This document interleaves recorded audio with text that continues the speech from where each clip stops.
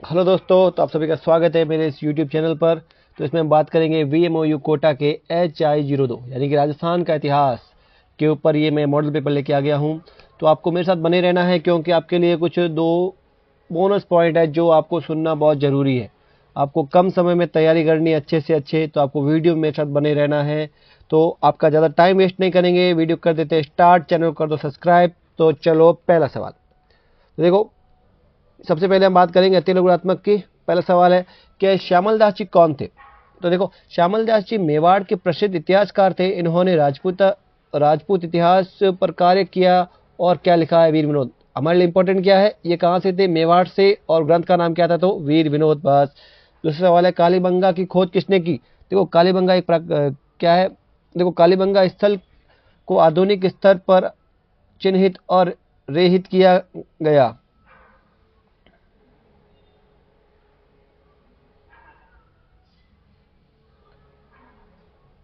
तो अगला सवाल है कि कालीबंगा की खोज किसने की। तो हमको सीधा याद रखना किसने की, तो अमलानंद घोष ने। और उसके बाद में ASI की खुदाई टीम ने उजागर किया। तो हमको क्या याद रखना है यहाँ पर, अमलानंद घोष ने। अगला सवाल है बिट्ठू सूजे द्वारा रचित प्रसिद्ध पुस्तक का नाम। तो वो नाम क्या है, राव जयसिंह रोशन। बिट्ठू सूजे कौन, एक कवि है, लेखक है ना। ये कौन है, लेखक है, राजस्थान के कोई लेखक थे। उनकी जो पुस्तक का नाम है वो क्या है, राव जयसिंह रोशन। ठीक है। तो ये राव जयसिंह के क्या थे, दरबारी कवि थे। तो उन्होंने क्या लिखा, राव जयसिंह रोशन। अगला सवाल है कि कीर्ति स्तंभ के बारे में आप क्या जानते हैं। तो देखो, ये चित्तौड़गढ़ महाराणा कुंभा कालीन एक भव्य स्तंभ है। स्थानीय परंपरा के अनुसार विजय और स्मृति लक्ष्य तथा धार्मिक समर्पण से जुड़ा हुआ माना जाता है। देखो, कीर्ति स्तंभ क्या है, सबसे पहले तो ये चित्तौड़ में है। बनवाया किसने था, तो कुंभा ने। और क्यों बनवाया था, क्योंकि विजय हुई थी। किससे हुई थी, तो मालवा और गुजरात, मालवा प्लस गुजरात की संयुक्त सेना थी। उनसे क्या हुआ था, युद्ध हुआ था और कुंभा जीत गए थे। तो इसकी जो खुशी में इन्होंने कीर्ति स्तंभ बनाया था। कहाँ बनाया था, चित्तौड़गढ़ किले के अंदर। अगला सवाल है कि दिवेर के युद्ध कब और किसके बीच हुआ। दिवेर का युद्ध ना। तो देखो, दिवेर का युद्ध 1582 में महाराणा प्रताप और मुगल सेना यानी कि सुल्तान खान के नेतृत्व में के बीच हुआ। दिवेर के पास हुआ, दिवेर एक जगह का नाम है। तत्कालिक स्रोतों में प्रताप की सफलता का उल्लेख मिलता है।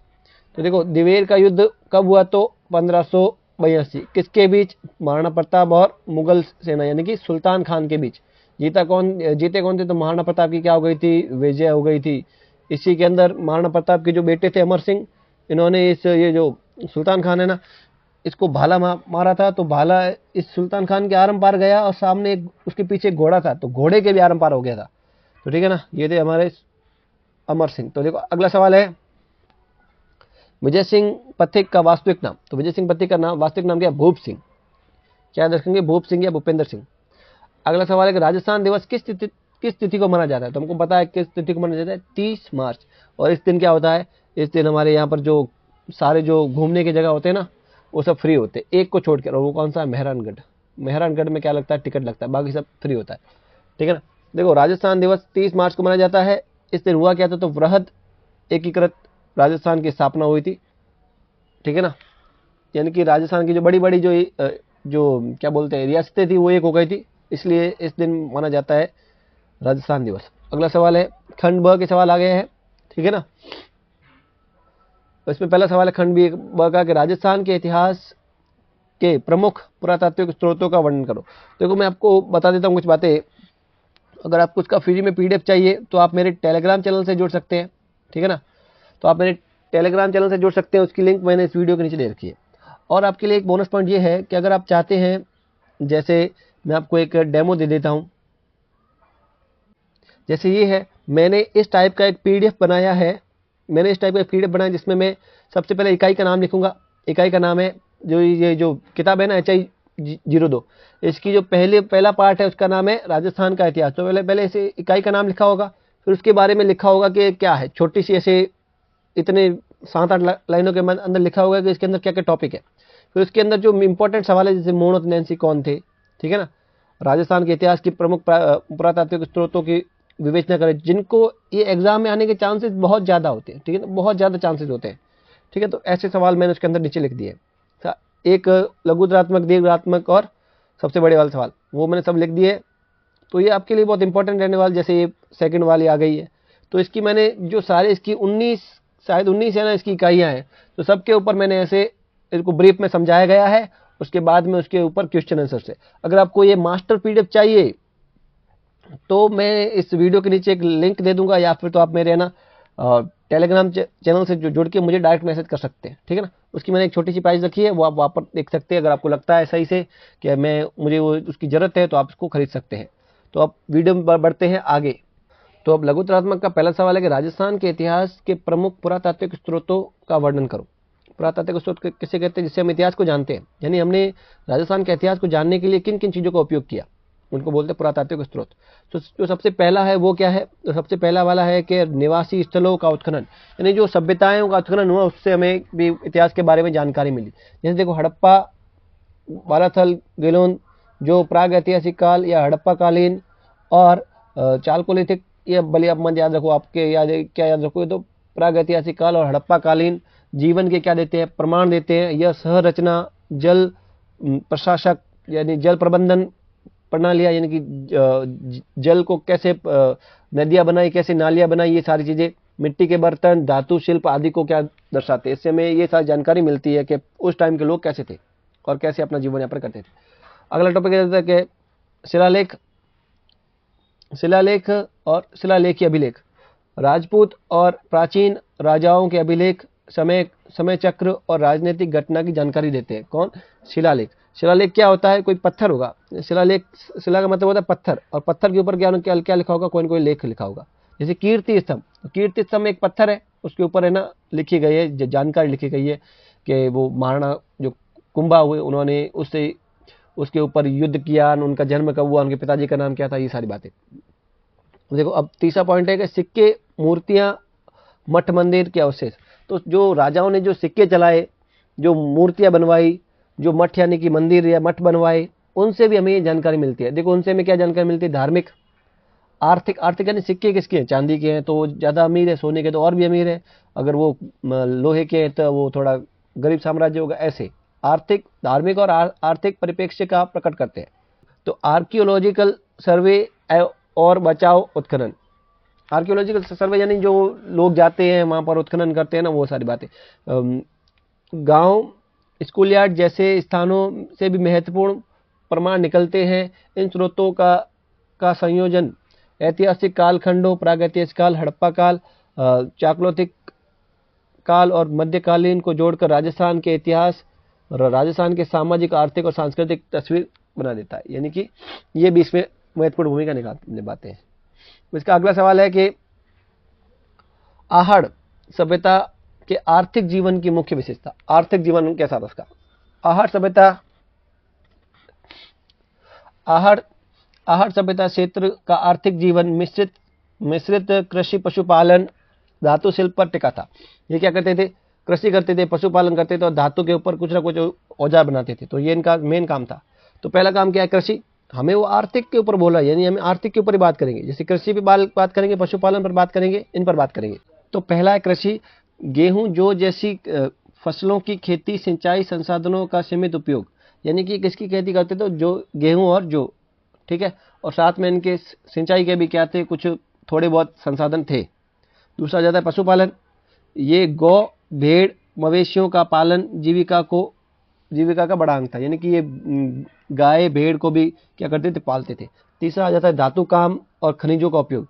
अरावली के तांबे, कांस्य स्रोतों का उपयोग धातु औजारों व आभूषण बनाते थे। ये भी इनका क्या है? आर्थिक यानी कि कमाई का एक स्रोत था। अगला जाता है करामाती शिल्प और मिट्टी। अगला जाता है करामाती शिल्प और मिट्टी कला। काली लाल बर्तन व सुंदर सिरेमिक का काम करते थे, यानी मिट्टी के बर्तन बनाते थे, ठीक है ना, घड़े बनाते थे, उनके ऊपर काली और लाल कलर कर देते इसके ऊपर। व्यापार और हस्तांतरण। निकट दूर के केंद्रों से वस्तुओं और संभवतः हड़प्पा नेटवर्क के संपर्क में संकेत मिलते हैं, यानी कि ये अपने जो बनाते हैं ना, वो उनको अपने आसपास की जो सभ्यता है ना वहाँ पर भी जाकर बेचते थे, ठीक है। अब देखो अगला है भंडारण व प्रशासन। देखो कुछ स्थानों पर भंडारण इकाइयों और बड़े निर्माणों के अवशेष मिलते हैं जो व्यवस्थित अर्थव्यवस्था का क्या देते हैं, प्रमाण देते हैं। यानी कि कोई कुछ कुछ ऐसी जगह जहां पर अनाज के बहुत बड़े बड़े भंडार हैं, ठीक है ना, तो ये सब क्या देते हैं कि ऐसे ये हमको दिखाते हैं कि उस टाइम के भी है ना, हमारा जो आर्थिक व्यवस्था थी वो बहुत ही सुदृढ़ थी।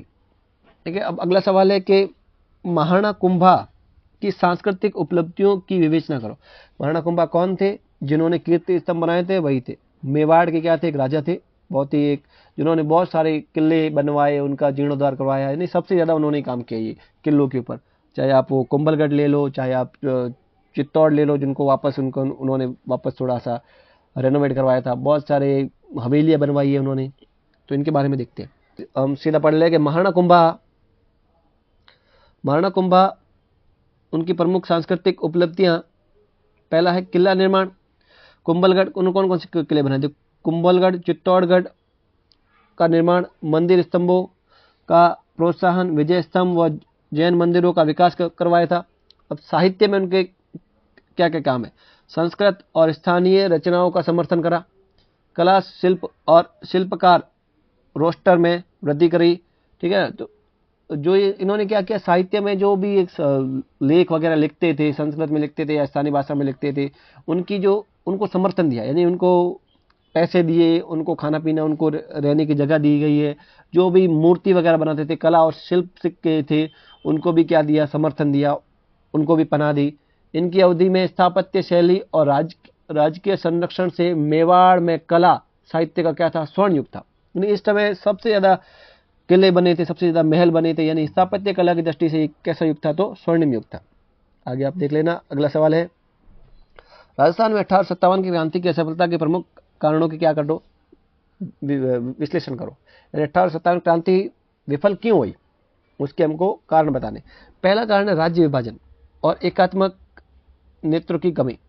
ठीक है ना, उस समय देखो राजस्थान या फिर तो पूरा हम देश कहें, ठीक है ना, तो वो अलग अलग रियासत थी, 1 2 3 4 ऐसे अलग अलग क्या थी, रियासतें थी। तो एक राज्य नहीं होकर वो क्या थी, बहुत सारे छोटे छोटे देश थे।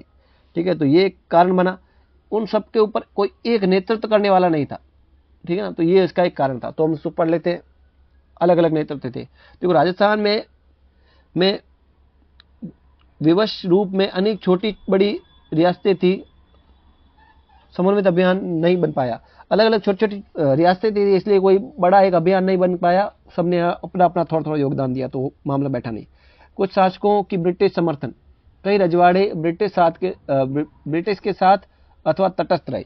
जो यहाँ के राजस्थान के जो राजा थे, चाहे आप जयपुर के ले लो, चाहे आप जोधपुर के ले लो, ठीक है ना, चाहे आप उदयपुर के ले लो, यानी मेवाड़ के, उन सब ने किसका साथ दिया था, तो उन सब ने जो ब्रिटिश ईस्ट इंडिया कंपनी थी उसका साथ दिया, ना कि जनता का। इसलिए क्या हुआ, ये सफल नहीं हो पाया। अगला है सैनिक प्रशिक्षण और हथियारों में कमी। वहां पर जो लोगों ने जिन्होंने विद्रोह किया था, उनके पास ना तो इतने संख्या में सैनिक थे, ना उनके पास क्या थे, हथियार थे। किसान स्थानीयों के पास संगठित आधुनिक सैन्य शक्ति नहीं थी, तो इसलिए वो 1857 क्रांति सफल नहीं हो पाई। स्रोतों वित्त की कमी, दीर्घ संघर्ष संभालने हेतु संसाधन नहीं थे, यानी उनके पास पैसे नहीं थे। अगर कोई 1 साल 2 साल ऐसे अगर कोई हमें आंदोलन करना है तो उसके लिए पैसे तो चाहिए, वो लोगों के पास नहीं थे। अब 5वां आ जाता है आंतरिक मतभेद और सामंती संरचना। जमींदार व्यवस्था और सामाजिक भिन्नताएं विद्रोह को व्यापक रूप नहीं दे सकी। ठीक है ना, तो ये जो सामंती लोग थे, जिनके पास थोड़े बहुत सैनिक थे, इनमें आपसी मत बैठ नहीं रहे थे, तो ये भी एक कारण था। अगला जाता है 6वां पॉइंट, लास्ट पॉइंट, कि ब्रिटिश दंडात्मक कार्यवाही और बेहतर सैन्य प्रबंधन। विद्रोह कुचल दिया गया। इन कारणों ने स्थानीय प्रयासों को राष्ट्रीय स्तर पर सफल स्वतंत्र संघर्ष में बदलने से रोक दिया। जो भी विद्रोह हुए छोटे बड़े, उन सबको क्या कर दिया, कुचल दिया गया। तो इससे कोई बड़ी आवाज नहीं उठ पाई, और ये जो क्रांति की ये देश वाले स्तर पर, यानी राष्ट्रीय स्तर पर इसको कोई पहचान नहीं मिली, और इसको यानी कि नहीं हुआ इतना काम। अब दीर्घ उत्तरीय प्रश्न है। इसमें पहला प्रश्न है, देखो राजस्थान के एकीकरण के विभिन्न चरणों को सविस्तार वर्णन करो। ठीक है ना। तो ये देखो मैं यहाँ पर लिख लेता हूँ, इंपॉर्टेंट है बहुत ही, ये आने के चांसेस बहुत ज़्यादा है। इसमें हमको राजस्थान एकीकृत कैसे हुआ उसके बारे में बताना, उसके चरण बताने। 5 चरण थे मेरे हिसाब से, चलो पढ़ लेते फटाफट। ऐसे तो 7 थे पर मेनली 5 थे। देखो राजस्थान एकीकरण स्वतंत्रता के बाद कई चरणों में हुआ। 1848 से 1948 से 1956 की अवधि तक हुआ। मुख्य चरण संक्षिप्त में, प्रथम चरण क्या है, मत्स्य संघ बना था इसमें, और ये कब हुआ, मार्च 1948। अलवर, भरतपुर, धौलपुर, ये ढोल नहीं धौलपुर है, करौली, 4 छोटे मध्यवर्ती रियासतों ने 17 मार्च 1848 के आसपास मत्स्य यूनियन यानी कि मत्स्य संघ का निर्माण किया। यह पहले चरण के रूप में जाना गया। ठीक है, तो आपको क्या याद रखना है, आपको याद रखना है एक तो नाम क्या है, एक तो क्या याद रखना है, नाम। इसका नाम क्या था, मत्स्य संघ। ये कैसा चरण था, तो पहला चरण था। हुआ कब, तो मार्च 1948। और इसमें कौन कौन मिले, तो अलवर, भरतपुर, धौलपुर, करौली, बस इतना याद रख लेना। अब अगला है द्वितीय चरण में, देखो क्या है, इसका नाम क्या है, तो पूरी राजस्थान संघ इसका नाम है। तारीख पूछे तो अप्रैल 1948। इसके बाद अन्य छोटे राज्य और ठिकाने जैसे बांसवाड़ा, बूंदी, ये आपको याद रखना है, कोटा, झालावाड़ आदि के समूह जुड़े, जो अलग अलग संघ बने। इनका उद्देश्य क्षेत्रीय समेकन था। ठीक है, तो ये भी सब क्या हो गए, एक हो गए। इनको हमने क्या बोला, पूर्वी राजस्थान संघ। और ये कब हुआ, तो अप्रैल 1948। ये आपको देखो डेट याद करनी पड़ती है, डेट से पूछ लेते हैं कि तृतीय चरण कब हुआ, तो आपको तृतीय चरण बताना पड़ेगा 18 अप्रैल। छोटे वाले सवालों में से सवाल आ सकते हैं। देखो अब तृतीय चरण क्या है, इसका नाम क्या था, तो संयुक्त राजस्थान या एकीकृत राजस्थान। इसमें कौन कौन इकट्ठे हुए थे, तो उदयपुर का मिलना निर्णायक रहा। कई रियासतों का समावेश यूनियन, इसको छोड़ दो, के निर्माण की ओर ले गया। इस चरण में महत्वपूर्ण शासकीय संरचना समझौते हुए और महाराणा को राज प्रमुख का दर्जा मिला, यानी जो मेवाड़ के जो राजा थे उनको राज प्रमुख का एक पद मिला। अब चौथा है चतुर्थ चरण, ग्रेटर राजस्थान या बृहद राजस्थान, हम याद रखेंगे बृहद राजस्थान। 15 मई 1949 मत्स्य संघ और ग्रेटर यानी कि ये वाला है ना, संयुक्त राजस्थान, ये दोनों आपस में मिल गए थे,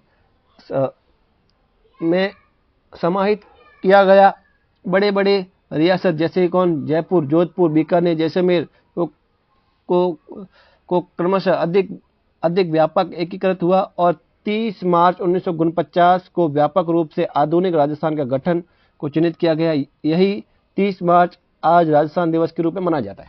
ठीक है, अब अंतिम चरण पुनर्गठन और 1956 का राज्य पुनर्रचना।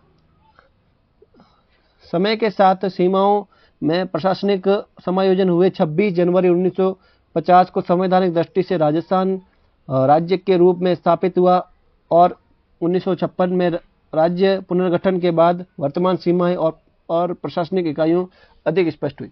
तो देखो याद क्या रखना है, खत्म कब हुआ, तो ये 1956 में। इसमें क्या हुआ था, तो जो आबू है ना, माउंट आबू, ये राजस्थान में ऐड हो गया था, ना। तो जो आज हम जो राजस्थान का मैप देख रहे हैं वो कब बना था, तो नवंबर 1956 को। 19 को पढ़ लेना आप। अगला सवाल पढ़ूँ उससे पहले मैं आपको बता दूं कि अब मैं धीरे धीरे समझ रहा हूं कि जो टीचर्स लोग ऐसे कि बोलते हैं सब्सक्राइब माय चैनल, ठीक है ना। तो आपसे भी यही निवेदन है कि कृपया करके मेरे चैनल को कर दे सब्सक्राइब। तो अब बढ़ते हैं अगले सवाल पर।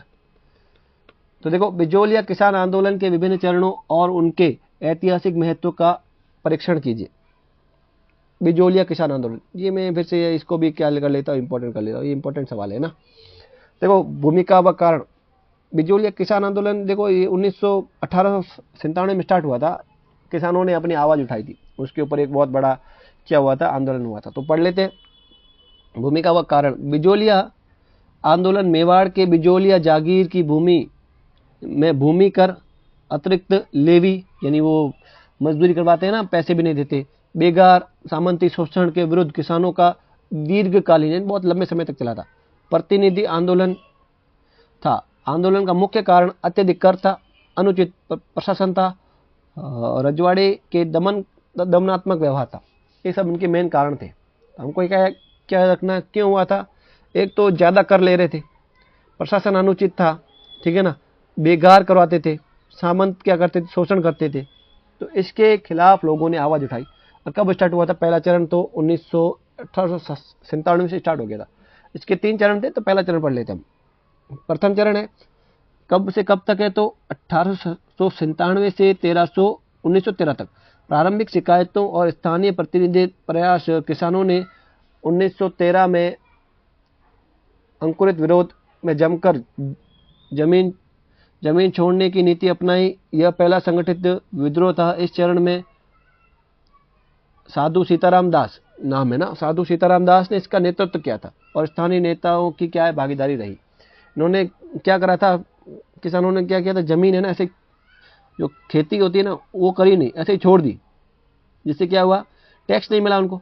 टैक्स किसके ऊपर लेते हैं? जो खेती होती है उसके ऊपर लेते हैं। जब खेती नहीं होगी तो टैक्स क्या लेगा? और टैक्स नहीं मिला, जब सामंतों को टैक्स नहीं मिला तो उनका क्या हुआ, घाटा हुआ।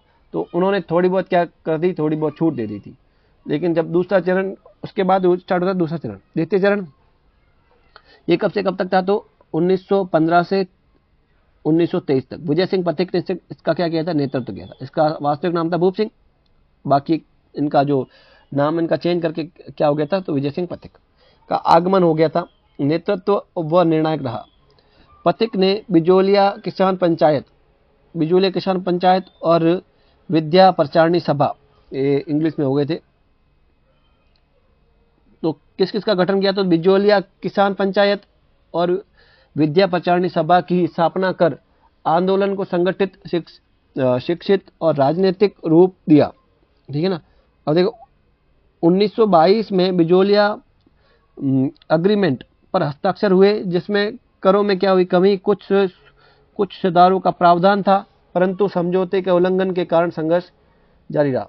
एक थोड़ा बहुत मामला बैठ गया था 1922 में, लेकिन वापस क्या हो गया, बैठा नहीं। इसको क्या बोलते हैं, बिजोलिया अग्रीमेंट पर हस्ताक्षर हुए, यानी कि करों में कमी आ गई थी। पहले उनसे लगभग 80-83 कर लेते थे, जिनको अब कम करके कितना 50 कर दिया था। लेकिन बाद में मामला फिर बैठा नहीं, और फिर से उन्होंने क्या कर लिया, संघर्ष कर लिया। तीसरा चरण था, तृतीय चरण कब से कब तक था? तो 1923 से 1941। मैं आपको कुछ टिप्स देता हूँ, आपको क्या याद रखना है। पहला चरण डेट याद रख लेनी है। पहला चरण की डेट याद कर ली। डेट याद करने के बाद में आपको याद रखना है इसका नेतृत्व किसने किया था, तो साधु सीताराम दास। दूसरा चरण डेट याद रख लेना, 19 से 23 तक, नेतृत्व विजय सिंह पथिक, इतना याद कर लेना। और ये दो शब्द याद रख लेना, बिजोलिया किसान पंचायत और विद्या प्रचारणी सभा का गठन हुआ था। ठीक है। और लास्ट में लिख देना कि जो कर थे उनमें क्या आ गई थी, कमी आ गई थी। तृतीय चरण में क्या देखो, आंदोलन स्थानीय सीमा से बाहर फैला। पड़ोसी ठिकानों ने भी किसानों ने कर विरोधी आंदोलन अपनाए। आंदोलन ने धीरे धीरे राष्ट्रीय नेताओं और प्रेस का ध्यान खींचा। राजस्थान का राजनीतिक सामाजिक चेतना में स्थायी प्रभाव पड़ा। अंततः कब 1941 के आसपास परस्पर समझौता हुआ। बदलाव में यह चरण धीरे धीरे क्या हो गया, समाप्त हो गया, बस खत्म। फिर आप इसको थोड़ा बहुत ऐतिहासिक महत्व पढ़ लेना, तो ठीक है ना। इसका मॉडल पेपर 2 भी है। तो अगर आपको एक बात बता दूं, अगर आपको मास्टर पीडीएफ चाहिए तो आप मैसेज कर सकते हैं, या लिंक मैंने दे रखी है, वहां से आप सीधा ही ले सकते हैं उसको।